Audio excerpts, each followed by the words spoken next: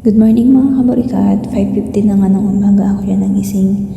Yan lang yung ginawa kong pagkain nila at inayos ko na rin yan sa kanilang mga bag, pati yung tumbler nila kasi may pasok sila sa school ngayon.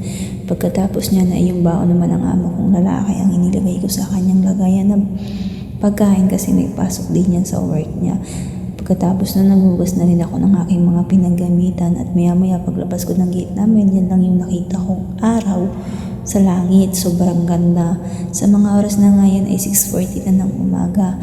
Pupunta na kami ng mga bata sa school para hatid sila. Tapos pag uwi ko sa bahay, nilabas ko yung karne para matunaw yung yelo kasi gusto kong kumain ng lugaw. At sobrang nagkikrave talaga ako sa lugaw. Niluto ko na rin yung pagkain ng alaga akong lalaki kasi yun lang yung kakain dito. Nakadalawa nga pala akong sandok dyan ng lugaw. Maya dumating yung amo ko at inaabot na naman kami ng traffic sa daan. Papunta nga pala ako dyan sa school para sunduin yung alaga akong lalaki.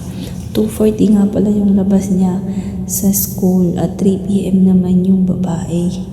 Oo mga kaburikat, yung lalaki lang ang susunduin ko kasi yung babae ay hindi uuwi dito sa amin at dala-dala ko ang kanyang bag para doon siya mag-study sa bahay ng kanyang friend kasi meron siyang exam.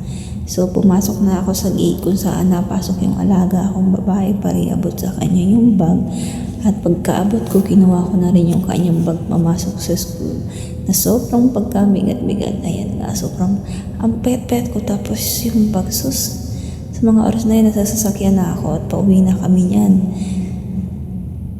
3:50 na ng hapon yan. Traffic na naman sa daan. Pagdating namin sa bahay, kumain lang ng saglit at aalis na naman kami kasi merong jiu-jitsu yung alaga ko ng 5 PM. So, 30 minutes lang kaming nasa bahay. Ayan, ang ganda ng araw. At nakarating na nga kami sa arena kung saan nag-aaral ang alaga ako ng jiu-jitsu. At ayan, paakyat kami sa sakyanan kasi 4:50 na ng hapon. So 5 yung kanyang jiu-jitsu, may 10 minutes pa para maghintay at umupo na nga ako habang hinihintay magsimula sila. Nung matapos, ayan na, gabi na. Ang ganda.